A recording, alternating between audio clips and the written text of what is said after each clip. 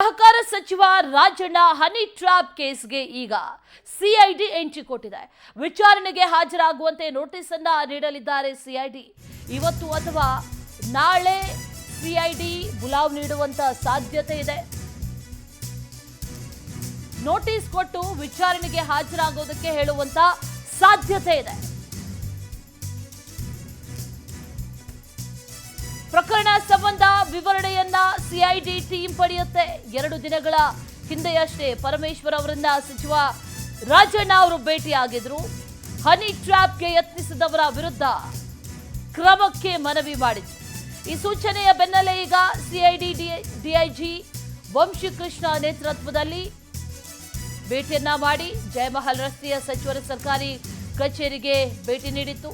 ಈಗಾಗಲೇ ಪ್ರಾಥಮಿಕ ಹಂತದ ಮಾಹಿತಿಯನ್ನ ಸಿಐಡಿ ತಂಡ ಕಲೆ ಹಾಕಿದೆ. ಹೀಗಾಗಿ ರಾಜಣ್ಣಗೆ ನೋಟಿಸ್ ಕೊಟ್ಟು ಇವತ್ತು ಅಥವಾ ನಾಳೆ ಬುಲಾವ್ ನೀಡುವಂತ ಸಾಧ್ಯತೆ ಇದೆ. ಸಿಐಡಿಗೆ ಈಗ ಈ ಪ್ರಕರಣದ ವಿಚಾರಣೆಯನ್ನ ವಹಿಸಲಾಗಿದೆ. ತನಿಖೆ ಅಲ್ಲ, ವಿಚಾರಣೆಯನ್ನ ವಹಿಸಲಾಗಿರುವುದು. ಹಾಗಾಗಿ ಈಗಾಗಲೇ ಸಿಐಡಿ ವಿಚಾರಣೆಯನ್ನ ಆರಂಭಿಸಿದೆ. ಈ ಪ್ರಕರಣದಲ್ಲಿ ವಿವರಣೆ ಪಡೆಯುವಂತ ಸಂಬಂಧ ಸಚಿವರಿಗೆ ನೋಟಿಸ್ ನೀಡೋದಕ್ಕೆ ಈಗ ಸಿಐಡಿ ಟೀಮ್ ಮುಂದಾಗಿದೆ ಅನ್ನುವಂಥ ಮಾಹಿತಿ ಲಭ್ಯ ಆಗ್ತಾ ಇದೆ. ಮತ್ತಷ್ಟು ಡೀಟೇಲ್ಸ್ ಅನ್ನ ನೀಡ್ತಾರೆ ನಮ್ಮ ಪ್ರತಿನಿಧಿ ಶಶಿಧರ್, ನೇರ ಸಂಪರ್ಕದಲ್ಲಿ ಜಾಯಿನ್ ಆಗ್ತಾ ಇದ್ದಾರೆ. ಶಶಿ, ಈಗ ಸಿಐಡಿ ಟೀಮ್ ಎಂಟ್ರಿ ಕೊಟ್ಟಿರೋದ್ರಿಂದ ಈ ವಿಚಾರಣೆ ಆರಂಭ ಆಗ್ತಾ ಇದೆ. ವಿಚಾರಣೆ ಸಂದರ್ಭದಲ್ಲಿ ನೋಟಿಸ್ ಅನ್ನ ಮೊದಲಿಗೆ ಕೊಡ್ತಾರೆ. ಯಾವಾಗ ನೋಟಿಸ್ ಕೊಡಬಹುದು, ಜೊತೆಗೆ ಯಾವಾಗ ವಿಚಾರಣೆಗೆ ಹಾಜರಾಗುವಂತ ಸಾಧ್ಯತೆ ಇದೆ ಶಶಿ?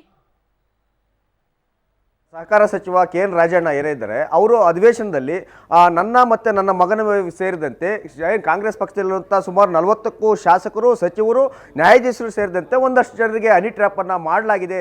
ಹೀಗಾಗಿ ಅದನ್ನೆಲ್ಲವನ್ನು ಕೂಡ ತನಿಖೆಯನ್ನು ಮಾಡಬೇಕು, ಅದರ ಹಿಂದಿರುವಂಥ ಮಹಾನಾಯಕನಿಗೆ ಶಿಕ್ಷೆ ಆಗಬೇಕಂತ ಹೇಳ್ಬಿಟ್ಟು KN ರಾಜಣ್ಣ ಅವರು ಗಂಭೀರವಾದಂಥ ಆರೋಪ ಮಾಡಿದರು. ಈ ಒಂದು ಆರೋಪ ಮಾಡ್ತಿದ್ದಂತೆ ಕಾಂಗ್ರೆಸ್ನಲ್ಲಿ ಸಾಕಷ್ಟು ಅಲ್ಚಲ್ ಎಬ್ಬಿಸಿದೆ. ಕೇವಲ ಬೆಂಗಳೂರಿನಲ್ಲ, ದೆಹಲಿವರೆಗೂ ಕೂಡ ಹೋಗಿ ಇದು ಚರ್ಚೆಯನ್ನು ಕೂಡ ಆಗಿತ್ತು. ಸುಪ್ರೀಂ ಕೋರ್ಟ್ ಅಂಗಳಕ್ಕೂ ಕೂಡ ಈ ಒಂದು ವಿಚಾರ ಹೋಗಿತ್ತು.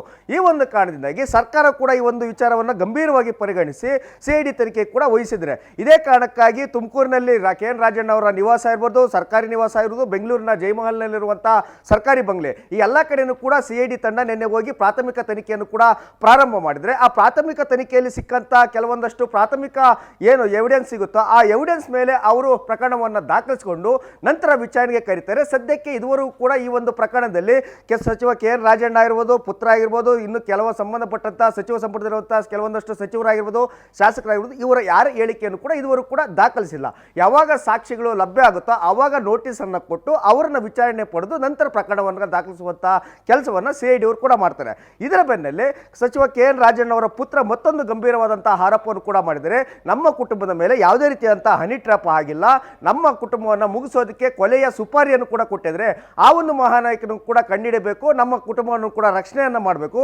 ಅದಕ್ಕೆ ಸುಪಾರಿ ಕೊಟ್ಟದಕ್ಕೆ ಸಂಬಂಧಪಟ್ಟಂತೆ ಕೆಲವೊಂದಷ್ಟು 3 ಜನರ ಹೆಸರುಗಳು ಕೂಡ ಬಂದಿದೆ. ನಮಗೆ ಆಡಿಯೋ ರೆಕಾರ್ಡ್ಸ್ ಕೂಡ ಸಿಕ್ಕಿದೆ. ನಮ್ಮ ಮನೆಗೆ ಬಂದಿರುವಂಥ ಸಂದರ್ಭದಲ್ಲಿ ಏನು ಒಂದಷ್ಟು CCTV ಫುಟೇಜಸ್ ಕೂಡ ಇದೆ.